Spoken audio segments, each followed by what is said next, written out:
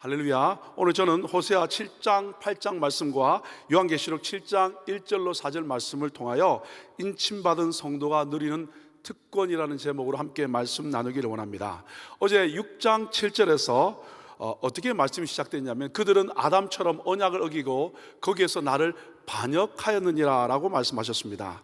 구체적으로요 6장 7절부터 이 11절까지는요 각종 죄악과 살인과 사악한 일이 행해졌습니다. 근데 하나님은요 행해지는 그런 사악한 일에 대해서 포기하지 않으시고 마치 모든 검사를 다 하시고 난 뒤에 오늘 호세아 7장에서 하나님이 친히 의사가 되셔서 급하게 수술하는 모습이 연상이 됩니다. 오늘 7장 1절 상반절에 보시면 내가 이스라엘을 치료하려 할 때에 저는 어떻게 읽히냐면 하나님께서 친히 의사가 되셔서 수술을 시작할 때라고 이렇게 읽힙니다. 그래서 수술을 시작하려고 이제 모든 마취를 다 하고 어떻게 해요? 개복을 합니다. 근데 개복을 했는데 그 상태를 보니까 어떻게 너무 심각해서 도저히 수술할 수 없어서 어떻게 덮어버리는 상황, 이것이 연상이 됩니다. 왜냐하면요 북이스라엘 전체를 의미하는 에브라임의 죄와 북이스라엘의 수도인 이 사마리아의 악이 드러났기 때문이라고 성경은 말하고 있습니다. 그러면 정말 덮어버릴 수밖에 없는 상황이 뭐냐면 크게 오늘 말씀에 4개의 암덩어리가 온몸에 퍼져 있는, 마치 북이스라엘 전체에 퍼져 있는 죄악의 암덩어리를 볼 수 있었습니다. 그래서 도저히 수술하려고 했지만 할 수 없어서 덮어버리는 상황이라는 거죠. 자, 그렇다면 오늘 본문에서 7장에서 발견되는 죄악의 암덩어리, 북이스라엘에 발견되는 그 죄악의 암덩어리는 어떤 것일까요? 오늘 읽으신 말씀 가운데 같다, 무엇이다라고 4가지로 이야기하고 있습니다. 첫 번째 암덩어리는 뭐냐면요 달궈진 화덕 같다라고 되어 있습니다. 4절 말씀 보시면 달궈진 화덕이라고 이렇게 말씀되어 있습니다. 무슨 말씀이냐면 당시에는요 불을 관리하기가 매우 힘들었습니다. 요즘에 언제든지 틀고 끄면 되지 않습니까?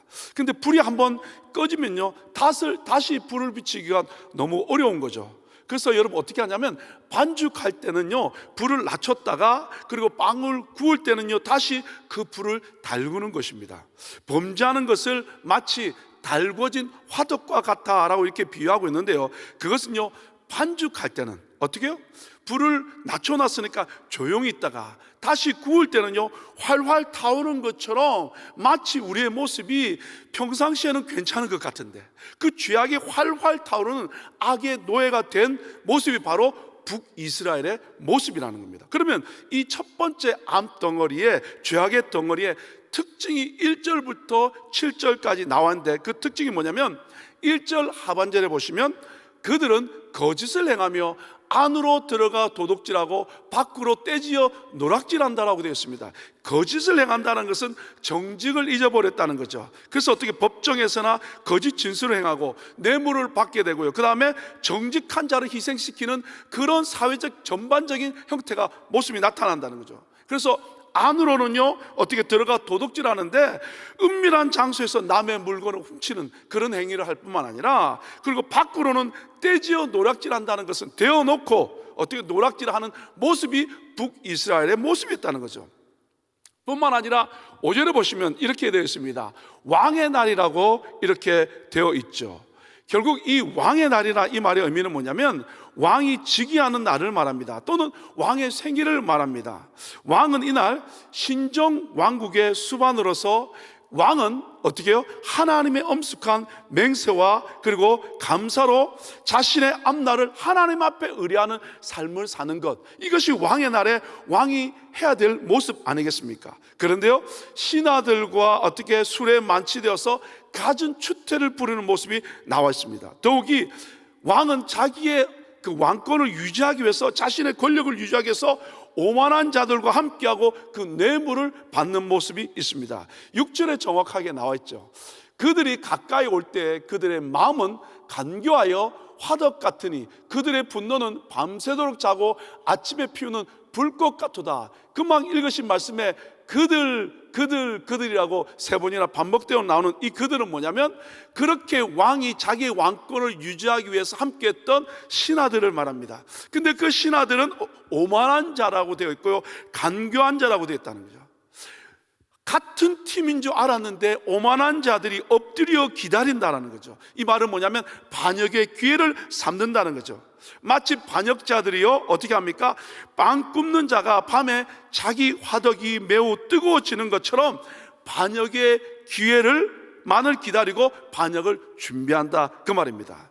실제로요, 이 호세아 선지자 활동 기간인 여로보암 2세 아들 스가랴 이후에 그 북이스라엘을 망하기까지 6왕이 있었는데, 그 30년 동안 6왕이 세워지는 가운데 4번이나 반역이 일어났습니다. 그리고 그 6왕 중에 한 명 정도, 므나헴 정도가 자기의 생애를 살았을까? 그 외에는 아주 짧은 생애를 살 수밖에 없었다, 그 말입니다. 결국 어떻게요? 북이스라엘에 퍼진 첫 번째 암덩어리 특징은 뭐냐면 달궈진 화덕처럼, 어떻게요? 결국 그 녹아 있음으로 말미암아 나라가 안정되지 못하는 모습이었습니다. 두 번째 암덩어리의 모습은 뭐냐면 뒤집지 않는 전병이라고 되어 있습니다. 여러분 8절 말씀을 보면 에브라임이 여러 민족 가운데 혼합되니 그는 곧 뒤집지 않는 전병이로다라고 두 가지 특징이 표현되었습니다. 첫 번째는 혼합되었다는 것과 두 번째는 뒤집지 않는 전병이라는 말입니다. 여러분, 고운 가루로 반죽을 해서 어떻게 구운 소재 예물을 말합니다. 이것은요, 첫 곡식을 잘 빻아서 하나님께 드리는 헌신의 고백을 말하는 것이죠. 그런데 그것을 통해서 어떻게 구워 드려야 되는데 뒤집지 않음으로 말미암아 어떻게 이스라엘은 한쪽은 불에 타고 한쪽은 서리게 되는, 마치 종교적 위선을 말하고요, 세속과 예수 믿는 것과 하나님을 따르는 것이 함께 공존하는 모습을 말합니다. 신앙생활이 겉과 속이 다르다, 그 말입니다. 그리고 이 북이스라엘은 혼합되어서 주변 이방 민족의 풍속과 그리고 종교를 따르는 모습을 말합니다. 결국 어떻게 해요? 신앙을 하고 하나님을 믿으면서도 왔다 갔다 하는 신앙생활이죠. 요령을 피우면 이렇게 살면 어떻게 좋을 것 같은데요, 9절 말씀에 이렇게 말씀되었습니다. 이방인들이 그의 힘을 삼켰으나 알지 못하고 백발이 무성할지라도 알지 못하는도다. 이것을요, 세 번역에는 이렇게 말씀하고 있습니다.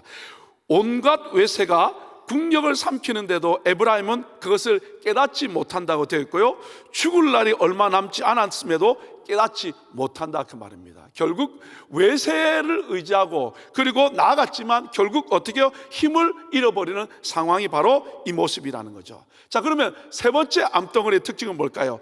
어리석은 비둘기 같아라고 되어 있습니다. 이 말은 11절 말씀을 보시면 에브라임은 어리석은 비둘기같이 지혜가 없어서 애굽을 향하여 부르짖으며 아수르로 가는도다. 아까는요, 어떻게 해요?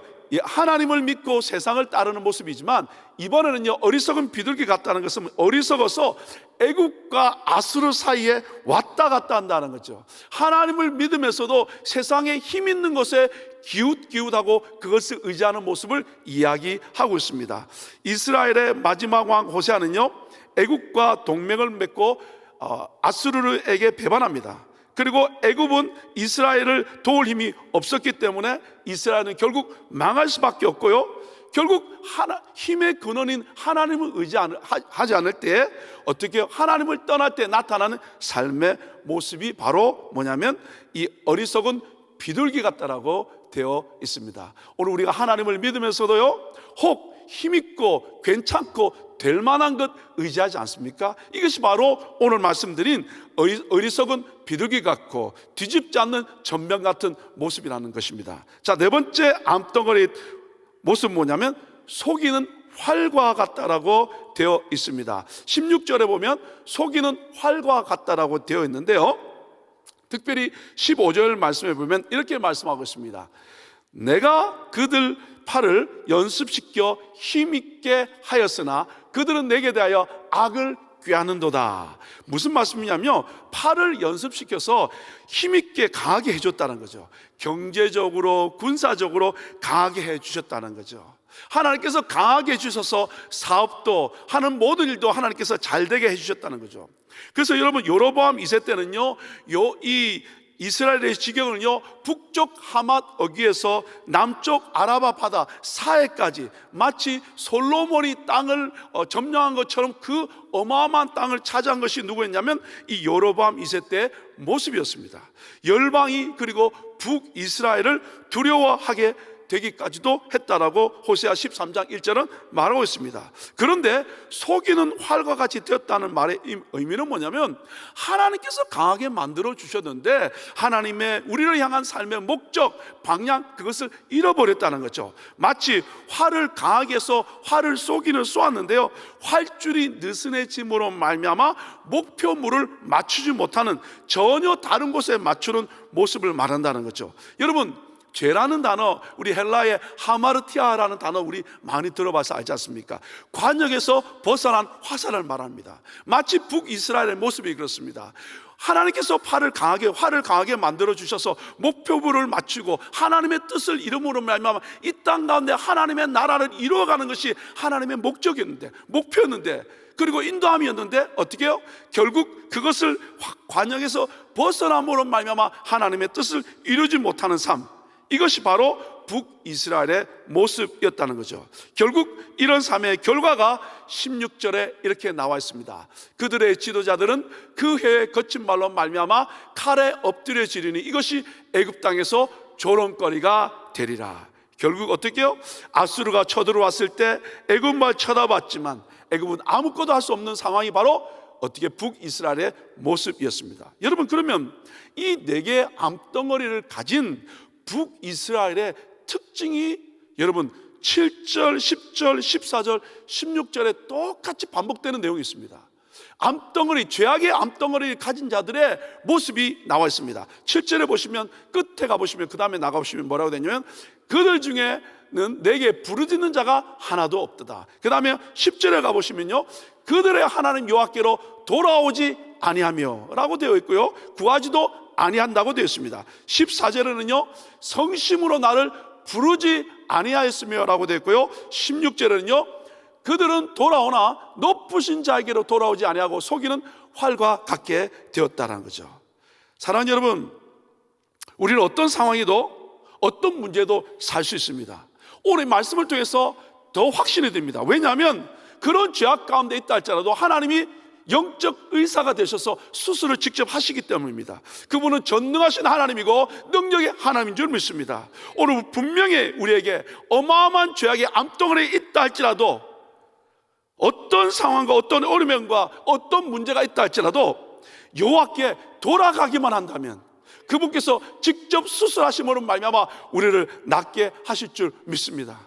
오늘 어떤 상황 가운데 있다 할지라도 하나님 그분만 바라본다면 그분이 우리를 살릴 줄 믿습니다. 오늘 바로 이 시간이 그런 시간이 될 수 있기를 예수 이름으로 축복합니다. 그래서 전능하신 하나님이 나를 고치시고요, 나를 회복시키시고요, 그리고 나를 살게 하시는 것을 경험하게 될 수 있기를 예수 이름으로 축복합니다. 자, 그러면 8장의 내용은 결국 뭐냐면 이스라엘이 멸망할 수밖에 없는 이유를 설명하는데요, 1절부터 3절에 보시면 율법 말씀을 버렸다라고 되어 있습니다. 1절에 보시면 나팔을 내 입에 댈지어다 원수가 독수리처럼 여호와의 집에 덮치리니 이는 그들이 내 언약을 어기며 내 율법을 범함이로다. 하나님의 언약을 어기고 율법을 범하기 때문에 어떻게 해요? 아수르가 독수리처럼 날아오기 때문에 나팔을 부르라는 거죠. 그런데 그들은 어떻게 해요? 괜찮다라고 이야기하고 하나님을 믿는다라고 이야기합니다. 그런데 어떻게 해요? 하나님께서는 그들에게 3절에 이렇게 말합니다. 이스라엘이 이미 선을 버렸다라고 되어 있습니다. 이 선이라는 단어는 우리가 잘 아는 토브라는 단어입니다. 근본적으로 선의 근본이신 하나님의 아름답고 선한 것을 버려버렸다는 거죠. 하나님 자신과 하나님이 주신 그 율법을 버려버렸다는 거죠.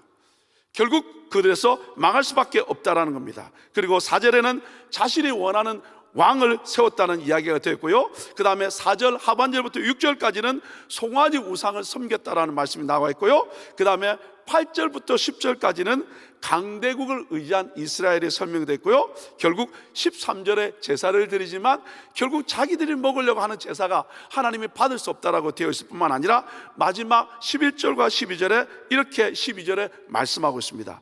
내가 그들을 위하여 내 율법을 만가지로 기록하였으나 그들은 이상한 것으로 여겼다라는 거죠. 결국 하나님의 말씀을 또 버린 것입니다. 그래서 그 결과가 뭐냐면 이렇게 말씀하고 있습니다. 7절에 바람을 심고 광풍을 거둔다는 거죠. 어떻게요? 결국 우리 가운데 어마어마한 일들이 일어나서 열매를 맺지 못하게 되고요, 8절에 보시면 이스라엘을 이미 삼켰는데 즐겨 쓰지 아니하는 그릇과 같이 됐다는 거예요. 하나님이 쓸 수 없는 그릇이 되었다는 거죠. 하나님께 사용받지 못하는 그릇이 되었다는 거죠. 그리고 14절에는 이렇게 말씀하고 있습니다. 내가 그 성읍들을 불을 보내어 그 성들을 삼키게 되었다고 되어 있습니다. 결국 하나님의 말씀을 버렸을 때 안타까운 모습이 되겠습니다. 요한계시록 7장 1절부터 4절까지는 일곱인, 일곱 나팔, 일곱 대접의 심판 중에서 특별히 일곱 인의 심판이 6장 1절부터 8장 6절까지 되는데 6장을 여섯 번째 인을 마무리하면서 6장 17절에 이렇게 마무리를 했습니다. 누가 그 진노의 큰 날이 일어났으니 누가 능히 서리요 하더라. 진노의 날 큰 날이 일어났는데 누가 하나님 앞에 설 수 있냐라는 거죠. 거기에 대한 대답이 7장의 내용인데 그 삽입구로 들어가 있습니다. 결국 그 내용의 의미는 뭐냐면 이 일 후에라고 7장에 되어 있습니다. 내가 내 천사가 땅 내 모퉁이에 선 것을 보니 땅의 사방에 바람을 붙잡고 바람으로 하여금 땅이나 바다나 각종 나무에 불지 못하게 한다라고 되어 있습니다. 결국 어떻게 1절에 보시면 내 천사가 땅 끝에 이 내 모퉁이에 서서 바람을 불지 못하게 한다라는 거죠. 그리고 붙잡고 있는데 바람을 하여서 어떻게 이 각종 나무에 불지 못하게 막는데 내 천사가 땅 모퉁이에 섰는데 이 어떻게 됐냐면 2절에 보시면 사방에 이 바람을 붙잡아서 그 바람이 불지 못하게 함으로 말미암아 하나님이 보내신 내 천사가 내 모퉁이를 동서남북에 잡고 있는데 어떻게 했냐면 다른 한 천사가 와서 살아계신 하나님의 인을 가지고 그리고 해 돋는 데서부터 일어나서 땅과 바다를 해롭게 할 권세를 받은 내 천사를 향하여 큰 소리로 외칩니다. 어떻게 외치냐면 3절에 이렇게 말씀하고 있습니다. 이르되 우리가 우리 하나님의 종들의 이마에 인치기까지 땅이나 바다나 나무들을 해하지 말라라고 됐습니다. 우리 하나님의 종들의 이마에 인치기까지 어떻게 해요? 해하지 말라고 이야기하고 있습니다. 그 인침받은 숫자는 여러분 잘 아시는 것처럼 14만 4천이 되겠습니다. 14만 4천을 숫자 그대로 보기보다는요, 결국 이 의미는 뭐냐면 12 곱하기 12 곱하기 1000이 되겠는데 이 12는 뭐냐면 구약의 교회 상징하는 12지파를 의미하고 그리고 신약의 백성 12사도를 의미하는 12를 곱하면서 완전한 무한한 숫자, 그 당시에 가장 큰 숫자인 1000을 곱한 것으로 결국 전체 구원받을 하나님의 백성, 그죠? 신구약의 모든 교회를 의미하는 상징적 숫자가 되겠습니다. 자, 오늘 저에게 주신 한 구절 말씀은요 7장 3절입니다. 우리 함께 읽겠습니다. 이르되 우리가 우리 하나님의 종들의 이마에 인치기까지 땅이나 바다나 나무들을 해하지 말라 하더라. 저는 이 말씀을 가지고 이마에 인침받은 하나님의 종들, 성도들이 누리는 특권이라는 제목으로 함께 말씀을 나누기를 원합니다. 인침받았다 의미의 특징을 첫 번째로 들면서 보호를 받는다는 거죠. 하나님의 종들, 인침받은 하나님의 종들의 특징은 보호받는다는 거죠.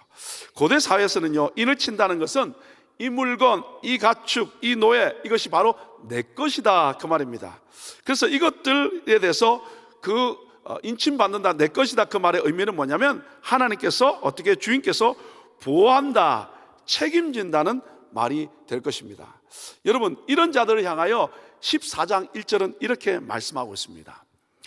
또 내가 보니 보라, 어린 양이 시온 산에 섰고 그와 함께 14만 4천이 서 있는데 그들의 이마에는 어린 양의 이름과 그 아버지의 이름을 쓴 것이 있더라. 14장 1절에 뭐라고 되냐면, 인쳤다는 이 말이 14장 1절에는 이마에 어린 양의 이름과 아버지의 이름이 있다라고 되어 있습니다. 결국 인침받은 하나님의 백성들은 이마에 어린 양 예수 그리스도의 이름과 하나님의 이름이 있는 사람, 바로 하나님의 것이라는 거죠. 하나님의 보호를 받기 때문에 우리는 어떤 삶 가운데 안전할 수 있다라는 거죠. 그래서 요한복음, 예수님께서 요한복음 10장 28절과 29절에 이렇게 말씀하고 있죠. 내 손에서 빼앗을 자가 없느니라 라고 되어 있고요. 그 다음에 또 뭐라고 되냐면, 그들을 주신 내 아버지는 만물보다 크시며 아무도 아버지 손에서 빼앗을 수 없느니라. 우리는 바로 주의 품에 있고 주의 것이고 주의 손에 있기 때문에 어떤 세상 것도 우리를 주의 손에서 빼앗을 수 없는 존재가 바로 우리라는 거죠. 반면에 9장 4절에는 이렇게 되어 있습니다. 그 다음에요, 오직 이마에 하나님의 인침을 받지 아니한 사람들만 해하는, 결국 우리는 인침 받았기에 어떤 상황 가운데서도 주님이 지키시고 보호하는 사람인 줄 믿습니다. 자, 그렇다면 여러분, 인침받은 하나님의 종들의 모습은 어떨까요? 오늘 호세아 말씀을 보니까 우리는 연약해서, 7장에 보니까 연약해서 죄는 짓습니다. 그러나 언제든지 여호와께 돌아갈 수 있다는 거죠. 이것이 바로 우리들의 모습입니다. 우리는 분명히 인침받고 우리 이마에 예수 그리스도의 이름과 하나님의 이름이 있지만 연약하여 죄를 짓습니다. 그러나 죄 가운데 넘어지지 않고 언제든지 하나님께 돌아가는 사람이 바로 인침받은 하나님의 성도들의 모습인 줄 믿습니다. 뿐만 아니라 호세아 8장을 말씀을 통해서 우리에게 주시는 도전은 뭐냐면, 말씀을 버리지 않고 말씀을 붙든다는 거죠. 결국 그들이 실패하고 넘어질 수밖에 없었던 이유는 뭐냐면, 하나님의 말씀, 하나님의 언약을 버렸겠다는 거죠. 그러므로 말미암아 넘어질 수밖에 없었다는 거죠. 힘듭니다. 어렵습니다. 그러나 매일매일 선포되는 이 말씀이 우리의 심장 가운데 있다면, 우리의 심장은 주의 말씀으로 뛰게 되고 우리의 심장은 그 말씀으로 말미암아 살아갈 수 있을 줄 믿습니다. 그래서 하나님의 뜻을 따르게 되고 하나님을 원하는 복된 삶을 살 때 은혜와 축복은 따라오는 것이 되지 않겠습니까? 그런 사람에게 주시는 귀한 축복이 저는 요한복음 14장 21절과 23절에 있다고 생각합니다. 우리 함께 읽어봤으면 좋겠습니다. 같이 한번 봉독할까요? 시작. 나의 계명을 지키는 자라야 나를 사랑하는 자니 나를 사랑하는 자는 내 아버지께 사랑을 받을 것이요 나도 그를 사랑하여 그에게 나를 나타내리라. 23절. 예수께서 대답하여 이르시되 사람이 나를 사랑하면 내 말을 지키리니 내 아버지께서 그를 사랑할 것이요 우리가 그에게 가서 거처를 그와 함께 하리라. 금방 읽으신 말씀에 이렇게 말씀하고 있습니다. 계명을 지키는 자라야 나를 사랑한다고 합니다. 그리고 나를 사랑하는 자는 아버지께서 사랑하실 뿐만 아니라 나도 그를 사랑하여 그에게 나를 나타난다고 되어 있고요. 그리고 결국 예수님을 사랑하면 말씀을 지키게 되고, 그러면 하나님이 그를 사랑해서 성경 23절에 우리가 예수님과 하나님이, 저는 이렇게 느껴집니다. 말씀을 사랑해서 지키는 사람들은 마치 하나님과 예수님이 손잡고 함께 나에게 오셔서 거처를 우리와 함께 한다고 되어 있습니다. 이마에 하나님의 인을 받은, 이마에 예수 그리스도의 이름과 하나님의 이름이 있는 우리들에게 하나님은 세상 심판 가운데서 보호하신다고 말씀되어 있고 어떤 누구도 빼앗아갈 수 없을 뿐만 아니라, 그러함에도 우리는 연약하여 죄를 짓지만 고집 부리지 않고 하나님께 가는, 하나님의 이름을 부르는 사람들이고, 결국 하나님의 약속의 말씀을 붙들므로 말미암아 어떤 상황 가운데도 말씀 붙들고 하나님의 사랑받고, 그리고 친히 그분을 사랑하고 그분이 우리에게 오셔서 함께 거처를 누리는 삶을 살 줄 믿습니다. 오늘 이 말씀 붙들고 승리하는 우리 모두가 될 수 있기를 예수 이름으로 축복합니다. 감사합니다. 인침받은 하나님의 사람들, 말씀 붙들고 하나님의 사랑받고 예수 그리스도와 하나님이 나에게 오셔서 거처가 되는 복된 삶으로 말미암아 흔들리지 않고 믿음으로 승리하게 축복하여 주옵소서. 예수님 이름으로 축복하며 기도 올리옵나이다. 아멘. 우리 말씀 생각하시면서 충만 같이 찬양합니다.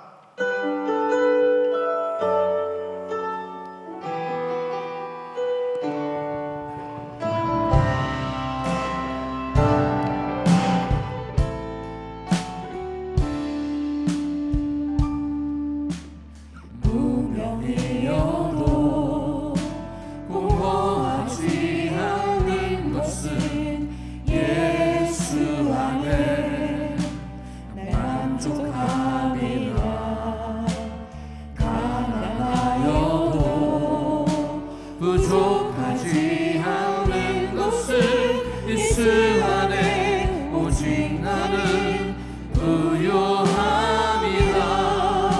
고난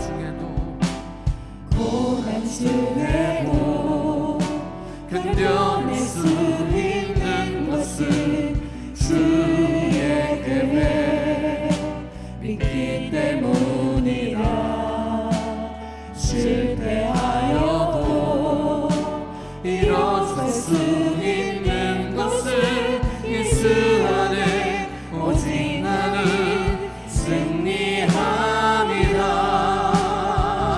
되시고 난 예수로 충만하네. 난 예수로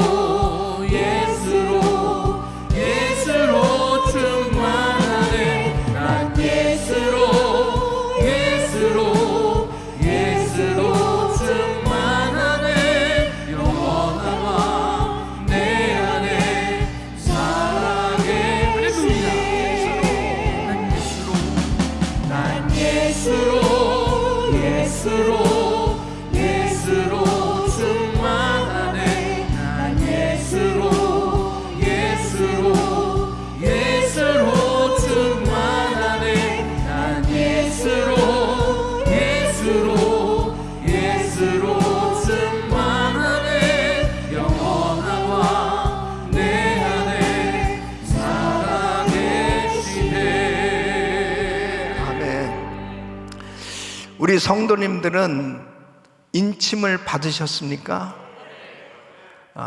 인침을 받는다는 게 뭘까요? 예수 그리스도를 믿고 성령으로 거듭난 사람은 인침을 받은 겁니다. 이 사단이 미혹해 하기 위해서 거짓 선지자를 통해서, 거짓 교사들을 통해서 인침을 받아야 된다. 인침 받으러 다니. 인침 받아야 14만 4천 숫자 안에 들어간다. 그래서 잘못된 교리, 가르침을 통해서 이단들이 미혹시키는 이런 일들이 마지막 때는 계속 일어나게 되어 있습니다. 여러분, 하나님의 인침을 받는다는 것은 분명하게 복음을 깨닫고 예수 그리스도를 나의 구주로 주님으로 영접하고 성령으로 거듭나는 것이 인침받는 겁니다. 믿습니까? 하나님의 자녀는 오늘 밤 이 세상 떠나도 천국 가는 거예요. 그리고 분명히 예수님 재림하실 때 들림 받습니다. 그래서 인침을 내가 받았는가? 예수 믿는 거하고 인침 받는 것은 또 별개인가? 아니요. 예수 믿는 것이 곧 인침 받는 거예요. 믿습니까? 이 말씀을 확실히 깨닫지 못하면 또 넘어가는 거지. 또 넘어지는 거지. 또 이단에 빠지게 되는 그런 사람들이 꼭 생겨지게 되는 걸 볼 수 있습니다. 왜 이스라엘 백성들이 그렇게 징계를 받아도, 하나님께로부터 책망을 받고 징계를 받아도 또 죄를 짓고 또 그렇게 우상 숭배합니까? 여호와를 아는 지식이 없기 때문이라는 거죠. 내 백성이 지식이 없어서 망하는도다. 답답한 겁니다. 오늘날도 예수를 믿으면서도 하나님의 말씀으로 제대로 깨닫지 못하고 말씀으로 바로 서 있지 못하면 또 쓸데없이 잘못된 이단 사설에 빠지고 넘어가고 미혹당하는 이런 일들이 생겨지는 것입니다. 예수 그리스도를 믿으면 인침 받은 것입니다. 그래서 확실하게 이 말씀을 붙들고 하나님 앞에 정말 말씀에 굳게 서서 말씀으로 충만한 삶이 되시길 예수 이름으로 축원합니다. 두 손을 가슴에 모시고 몸이 아픈 분들 아픈 곳에 손 얹으십시오. 거룩하신 아버지 하나님, 우리가 예수 그리스도를 믿고 참으로 우리 주님께서 나에게 의롭다 인쳐주시고 하나님의 자녀 삼아주신 것을 생각할 때 진심으로 감사를 드립니다. 내가 너희를 영원히 떠나지 아니하리라. 하나님께서 우리와 늘 함께 하시는 임마누엘의 은혜를 받고 날마다 하나님의 은혜 가운데 살아갈 수 있게 해주신 것 진심으로 감사를 드립니다. 아버지 하나님, 언제라도 하나님께 돌아갈 수 있고 언제라도 하나님을 붙들고 살아갈 수 있는 하나님의 자녀가 된 것 진심으로 감사를 드립니다. 오늘도 그 하나님께서 우리들을 보호해 주시고 책임져 주시는 그 하나님의 은혜 가운데 날마다 찬양하며 살게 하여 주시옵소서. 감사하며 살게 하여 주시옵소서. 영광 돌리며 살게 하여 주시옵소서. 연약한 육신들을 만지시사 깨끗게 하여 주시옵소서. 예수 그리스도 이름으로 명하노니 더러운 병만은 떠나 갈저다. 암세포는 없어질저다. 모든 통증은 사라질저다. 예수 그리스도 이름으로 명하노니 깨끗한 받을 저다. 주여 만져 주시옵소서. 코로나 바이러스 소멸될저다. 주여 역사하여 주시옵소서. 아버지 하나님, 오늘도 이 말씀 붙들고 기도할 때 성령의 충만한 은혜로 역사하여 주시옵소서. 이제는 우리 주 예수 그리스도의 은혜와 우리 하나님 아버지의 근원하신 사랑과 성령님의 감동 감화교통 충만하신 은총이 예수 그리스도를 믿고 의롭다 인침을 받고 하나님 앞에 담대히 날마다 하나님을 아버지라 부르며 찬양하며 우리 주님을 영화롭게 드리는 삶이 되어질 수 있도록 은혜 주시는 그 주님의 은혜에 감사하며 날마다 우리 주님을 증거하는 삶 되기를 원하는 모든 성도들 머리 위 이제로부터 영원토록 함께 있을지어다. 아멘.